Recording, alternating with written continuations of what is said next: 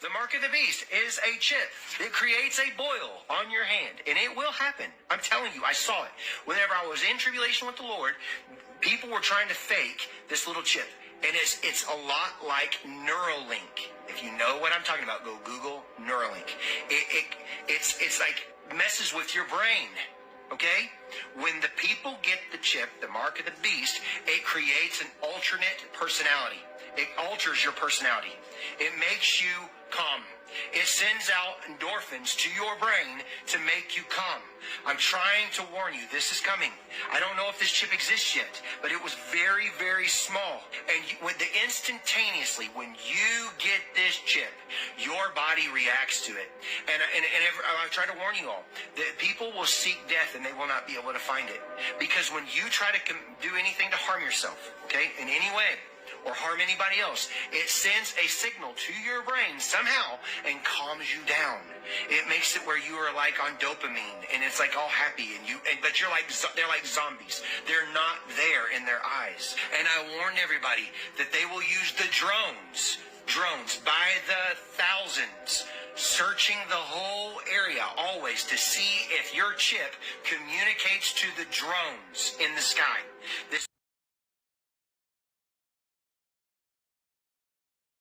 All right, Shalom. All praises to Yahweh, Ba'ashem, Yahushai, Ba'ashem, Rakakodash, and peace and blessings to the 144,000 and the rest of the elect. Hey, Shalom. So I'm going to start off here with this article because earlier when I was trying to do this lesson, this page specifically kept reverting to another page and it wouldn't let me view the article. And this article, I feel like has some important information based on what this man who had this dream, which I got the video previously from the elder Manata Zakba from South Carolina's page, and what you heard from the man who had this dream. These people that took this chip, the MOTB, they had got boils and sores and if they ever tried to take the chip out, the chip would release a, whether it's he said dopamine or whatever, but the article is going into these things. These things will, can shock your brain or shock your nerves wherever they are and alter your mood. But hey, just to get, straight into the article, this is AI brain implants that can change a person's mood are tested on humans by the U.S. military. And this is from November 27th, 2017. So almost, this is 7 years ago. So here it says the U.S. military has begun testing AI brain implants that can change a person's mood on humans.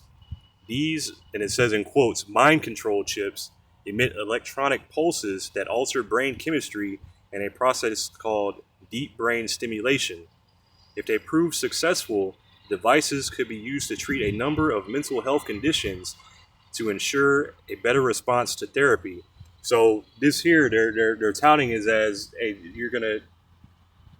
these things can alter your mood. So if you have depression and here they're using it on people with they're testing on people with like Parkinson's and people that have seizures and things like that. So if you see where this is going, a lot of people will line up to get this if they have certain diseases or they're depressed or whatever, because these things will be touted as being able to improve your mood or whatever. But, these things also, with everything going, the algorithms are in everything. So say for instance with your YouTube algorithm or your algorithm if you use Amazon or anything like that, it can tell what kind of mood or whatever that you're in based on what you're watching, and then it'll suggest what you to watch next or what you should buy. Like I remember watching and Salaki for rambling, but I remember watching like a documentary about Amazon and how they use their algorithm to sell you stuff. And this algorithm, a woman was pregnant, and she didn't even know she was pregnant. But based off of what she was looking at, uh, Amazon had sent her like congratulation gifts or whatever, sent her different things congratulating her on her pregnancy and suggesting things like that based on what she was looking at, because what she was looking at, even though she didn't know she was pregnant, she was looking at things that somebody, a pregnant woman, would look at. But so these chips, they'll be able to predict based on the patterns of your mind or whatever, whether you're feeling a certain way. And if you're feeling depressed and want to get that C hip out of you, it's gonna, based on this, it's gonna alter your mind. It's gonna make it to where, no, everything's all good. You don't need to take this out of you. What do you? No, it's all good. And it's gonna calm you down or whatever. Based off of what that guy's saying. But back to the article. Here it said under the caption of this picture, it says mind-controlled chips being developed by the U.S. military could be used to control your mood after testing in humans began for the first time. And this is before the Neuralink. And then I believe I read somewhere else that Neuralink was also had funding backed by the military. But mind-controlled chips being developed by the U.S. military could be used to control your mood after testing in humans began for the first time. Microchips implanted into people's skulls emit electronic pulses that alter their brain chemistry in a process called deep brain stimulation. So basically, these chips will have different diodes, and I have another article going into the different. They're using a different method to shock your brain. Deep brain stimulation involves implanting fine wires with electrodes at their tips into the brain. These are connected to extensions that travel under the skin, behind the ear, and down the neck. The electrodes deliver high-frequency shock to a targeted area in the brain. The stimulation changes some of the electrical signals in the brain to change behavior or movement. So that's really the point. Is that these things, whoever takes these, they're gonna get different shocks to their nerves, and it's gonna change their brain chemistry. But like he said, hey, these people were completely different people. And jumping down, the chips are the work of scientists at DARPA, the Defense Advanced Research Projects Agency, and that's the the department where pretty much where you see all the sci-fi kind of inventions. This is all what they're working on. The sci-fi futuristic things. This is all what they work on. And researchers from the University of California, UC, and Massachusetts General Hospital designed them to use artificial intelligence algorithms that detect patterns of activity associated with mood disorders. So again, it's detecting different patterns. This thing is like an AI, artificial intelligence that detects different patterns in your brain that change your mood.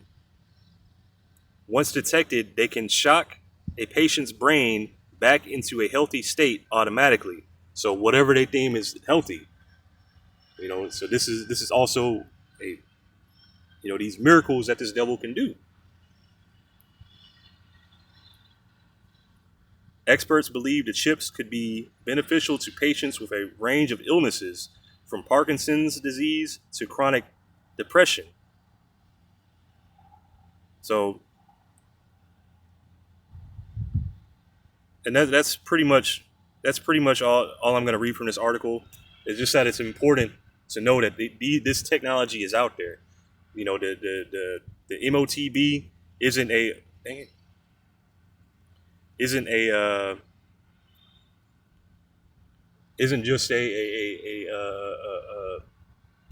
just sin. It isn't something spiritual. This is a physical mark. This is a physical thing, and you're seeing this system, all these things being set up right before your eyes. And hey, if you can't see it, how about Shemi Al-Shai ain't working with you? Because this is so obvious. This is plain as day. This is Revelation chapter 13 and verse 16. And he causeth all, both small and great, rich and poor, free and bond, to receive a mark in their right hand or in their foreheads, and that no man might buy or sell save he that had the mark, or the name of the beast, or the number of his name. So you're not going to be able to participate in this society. This is a consumer society. You're either buying or selling here. You know, and you're not going to be able to participate. There's not going to be any more cash. There's not going to be anything, any more underground. Everything is going to be online, on the books. Every transaction, every little thing. And everything, Esau, Edom, that devil has figured out how to put everything on the books. Why? Because you have, or how? Like the sex workers, the prostitutes, the modern day prostitutes, these OnlyFans models, all this and stuff. Hey, now it's online. Now you just pay. Put your card up there and pay to see these whores. Pay to fly them out, whatever. Everything is done online now. Name something that isn't. It's done through Cash App, Venmo, cryptocurrencies. When's the last time you actually used cash? So cash is being phased out. But again, Revelation 13 and 16, and he causeth all, both small and great, rich and poor, free and bond. This is everybody from the top of society to the bottom. Everybody in the society is going to have to get this if you want to participate in this society. To receive a mark in their right hand or in their foreheads. So let's get this word for mark. G5480, charagma, and it says a scratch, an etching, a stamp, or imprinted mark. And this is what's gonna be in your hand. And let's go here to the root. It says charax, G5482. And from charasso, to sharpen to a point. A pale, a stake, or palisade. And I wonder if I still have that pulled up. Oh, I don't. Okay. So we'll just look this up.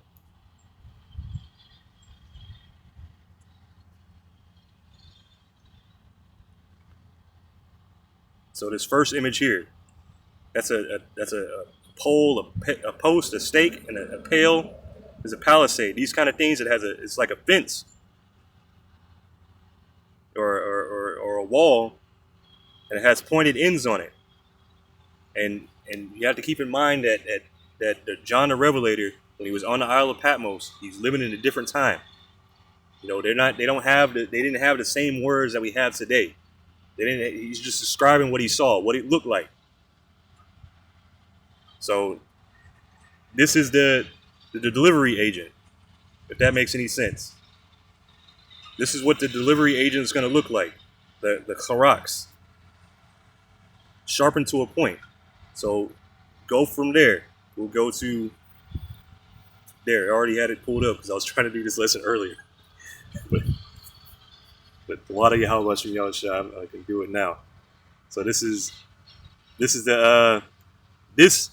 what he's describing. The charax. See, it has a pointed end on it, and there's the RFID chip right there.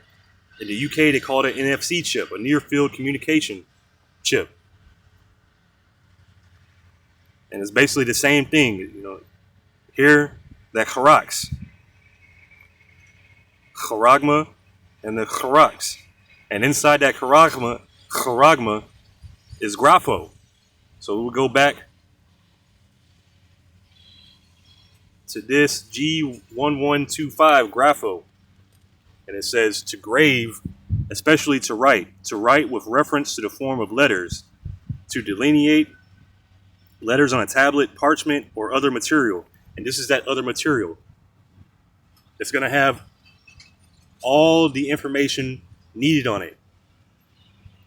It's going to have everything: your name, phone number, address books, your biomedical information, your biometrics.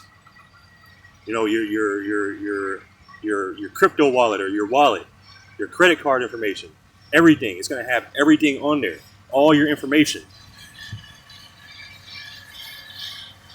And here I looked up, I think I was just searching, the C-hip implants, and this is from Wikipedia. It says the microchip implant, human.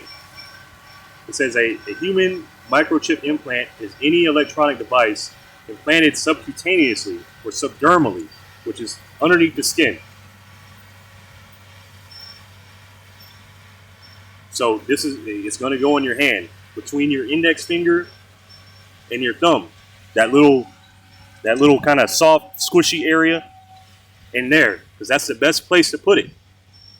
Besides in your head. It says a human microchip implant is any electronic device implanted subcutaneously, usually via an injection.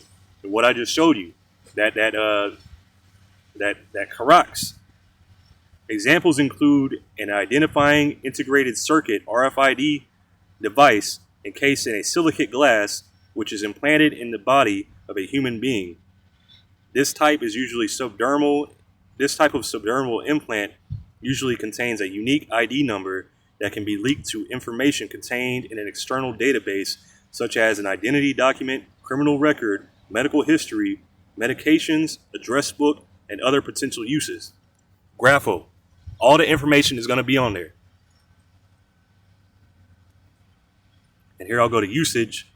It says for microchip implants that are encapsulated in silicate glass, there exist multiple methods to embed the device subcutaneously, ranging from placing the microchip implant in a syringe or a trocar. And a trocar is basically, I can look it up, but it's basically like the same thing like a syringe. It's minimally invasive, like that said, and it looks the same. Looking the same thing like that. That looks even more like the Karox or a steak or a pail or a palisade. But going into that, and it says, and piercing under the flesh, subdermal, then releasing the syringe to use a cutting tool such as a surgical scalpel to cut open subdermal and positioning the implant in the open wound. So a list of popular uses for microchip implants are as follows: an address book, a cryptocurrency wallet, a key card, medical history, medical records, medical ID, payment cards, travel cards. So this is the same thing. What I just said, the grapho, all that information is going to be on there. Digital identity, RFID implants using NFC technologies have been used as access cards. But anyway, I'm pretty much done with this. You can read the article. You can read all these articles. They're good reads. But this is all what it can be used for. And this is Revelation 16:2, because the man said that, hey, these people got boils, these people got infections, and all this stuff. And whenever they try to take him out, that chip sent a signal, and it changed their moods. It made it to where they didn't want to take it out. So Revelation 16:2, and the first went and poured out his vial upon the earth, and there fell a noisome and grievous sore upon the men which had the mark of the beast, and upon them which worshipped his image. So both these words, noisome and grievous, go into evil, terrible. And then we'll go to the sore. This is G1668, Helkos, which is an ulcer or a sore, a wound, especially a wound producing a discharge or pus. And I have this pulled up in the Wiktionary.org, because the English word ulcer comes from the word Helkos as well. So this is ulcer. It says, as a noun, a pathology, an open sore of the skin, eyes, or mucous membrane, often caused by an initial abrasion and generally maintained by inflammation and or infection. So this MOTB, it's gonna cause a bad infection in these people, a terrible infection. It's gonna be open and pussing, and it's just going to be nasty. It's going to be inflamed. All kinds of things are going to be, discolored. It's going to be gross. It's going to be nasty because you're not supposed to have this in you. But this is going to be a sign that they have them.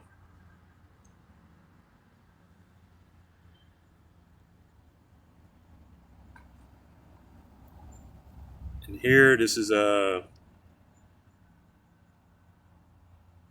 just an article. This is an article going into biohacking. This is from the jhsgo.org, and it says biohacking and chip implantation in the human hand, an introduction. And this is from a few months ago. This is March 28, 2024. And this is biohacking is a term used to describe people making changes to their bodies to improve their well-being. And hey, this is going to be advertised as being able to help improve your daily life. This is going to make everything better, because this is going to be touted as a thing of convenience. Are you depressed? Oh, you went bankrupt or whatever like that. You lost all your money when the dollar crashed. Well, here, take this. This will help you. This will get you in society. We'll give you a little bit of money. You get you UBI. This will even cure your depression or whatever. This is going to be touted as a miracle, a cure-all. This includes the implantation of radio frequency identification implants. This technology for wireless communication is already incorporated into our daily lives, as in the use of contactless payment and badges to open doors. So this is already here. People already, what do you call that? Used to seeing it.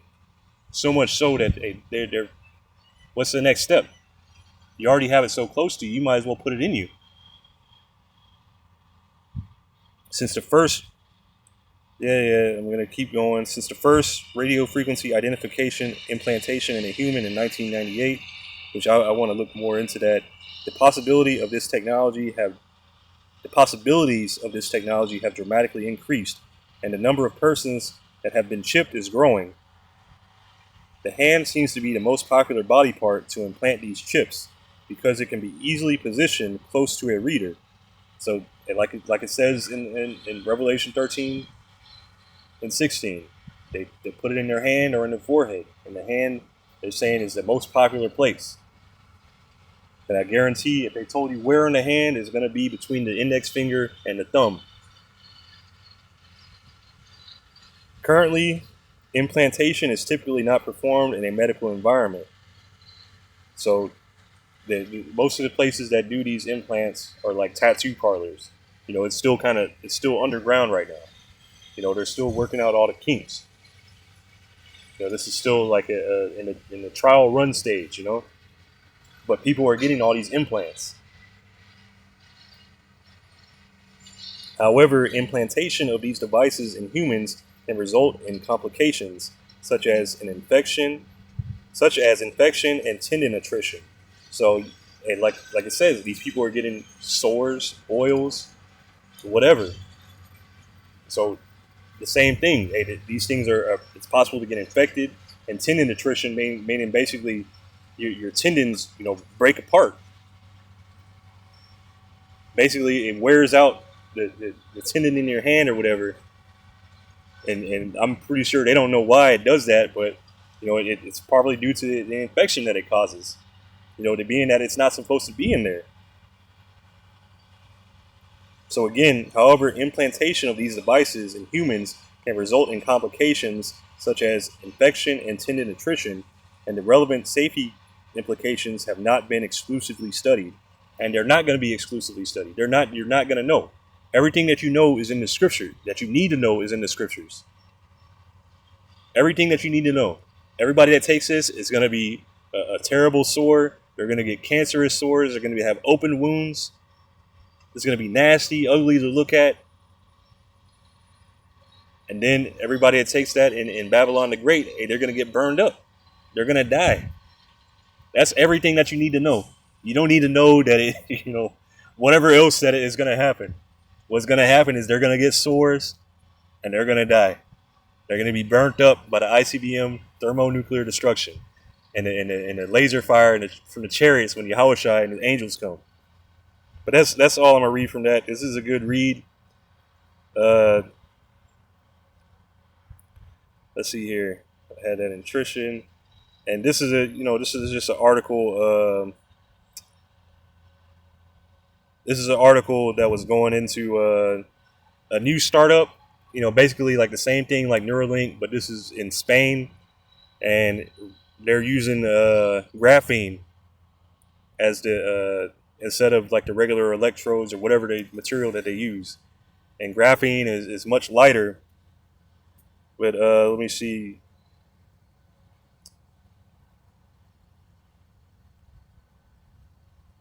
This is a graphene-based brain chip offers 200 times more power for Parkinson's patients. InBrain's graphene chip is a promising new technology with the potential to improve brain surgery and neurological treatments. And the importance of why I'm bringing this article out is because of the material being used. Now, graphene, when you go to the root word of it, it goes back to, I think it's similar to grapho, being able to write with it, being that information. But the graphene itself, or I'll just read it. A novel brain implant has been designed that can both read signals and stimulate brain impulses. So it can read what's going on in your brain and then send out impulses. Like the guy was saying, whenever they tried to take that thing out, it sent signals to their brain and made them happy, or whatever it did. So it can read signals and stimulate brain impulses. This is the promise of a new technology from InBrain Neuroelectronics, a startup based in Barcelona. Their brain-computer interface, or BCI, uses a special material called graphene to create a high-resolution interface with the brain. Now, I remember seeing videos how they were saying that the Juicy Juice had this in it, had this material in it. And this is a very, it's very conductive, and it seems like this is like the new wonder material that people or scientists are using. Graphene forms a two-dimensional material that is just one atom thick, but tougher than steel. The material is composed of carbon atoms arranged in a honeycomb lattice. These remarkable properties make it a game changer for advancements in next-generation brain interfaces. So I'm going to jump down. BCI technology acts as a bridge between the brain and external devices like computers by recording and interpreting brain signals. And again, this thing is recording everything that will happen in your brain and interpret them. So if it reads what's going on and reads that you're depressed or reads that you're getting ready to have a seizure or whatever, it's going to send electrical impulses to fix that.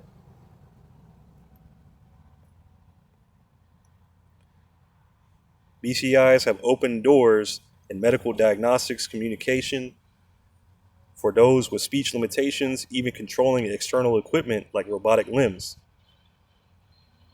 So,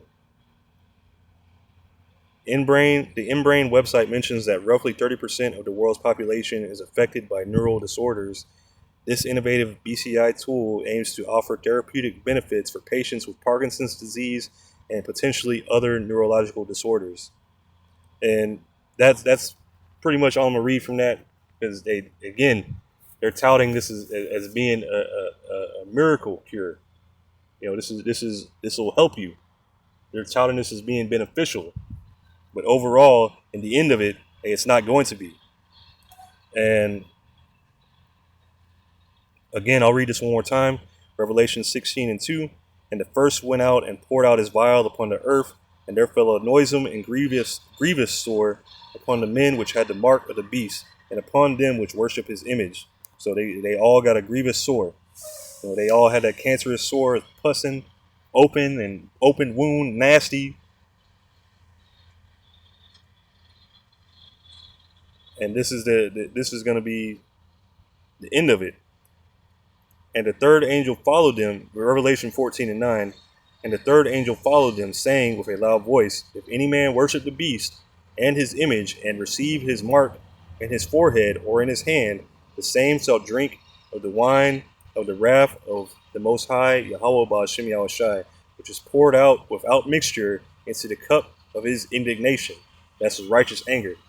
Everybody that gets this, that's in Babylon the Great, and you're going to have to drink from this cup. Straight, no chaser. You're going to have to get the full wrath.